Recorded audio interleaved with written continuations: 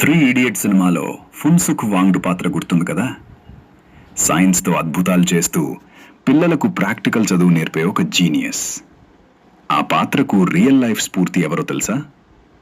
ఆయనే సోనం వాంగ్చుక్. లడక్ మంచుకొండల్లో ఐస్ స్తూపాలు కట్టిన పర్యావరణ యోధుడు.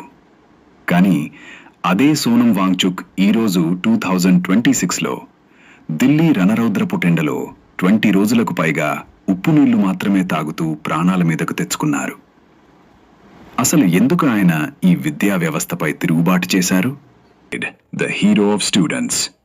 నీట్ పరీక్ష పేపర్ లీక్ గొడవలు, రోడ్లపై విద్యార్థుల నిరసనలు, సోనం వాంగ్చుక్ దీక్ష. కథ మొదలైంది 2026 మే నెలలో. దేశంలో మెడికల్ సీట్ల కోసం జరిగిన నీట్ యూజీ పరీక్షల్లో ఘోరమైన అక్రమాలు, పేపర్ లీక్లు బయటపడ్డాయి. లక్షలాది మంది విద్యార్థుల కలలు ముక్కలయ్యాయి. కొందరు పిల్లలు తట్టుకోలేక ఆత్మహత్యలు చేసుకున్నారు. అప్పుడు పుట్టుకొచ్చిందే కాక్రోచ్ జనతా పార్టీ CJP అనే స్టూడెంట్స్ గ్రూప్. వీరి పోరాటానికి మద్దతుగా లడక్ వదిలి ఢిల్లీ వచ్చారు సోనం వాంగ్చుక్. ఆయన దీక్ష వెనుక ఉన్న న్యాయమైన కారణాలు, పాజిటివ్ సైడ్, నిజమైన జవాబుదారీతనం, పేపర్ లీక్లకు నైతిక బాధ్యత వహిస్తూ విద్యాశాఖ మంత్రి ధర్మేంద్ర ప్రధాన్ రాజీనామా చేయాలి.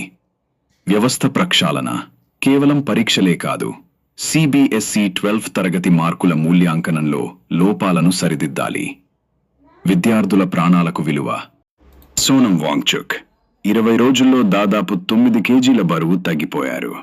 శరీరం క్షీణిస్తున్నా, నా ప్రాణం పోయినా సరే జూలై 20 పార్లమెంట్ మార్చ్ విజయవంతం కావాలి అంటూ విద్యార్థుల భవిష్యత్తు కోసం ఆయన చూపిన నిబద్ధత నిజంగా హృదయాలను కదిలిస్తుంది.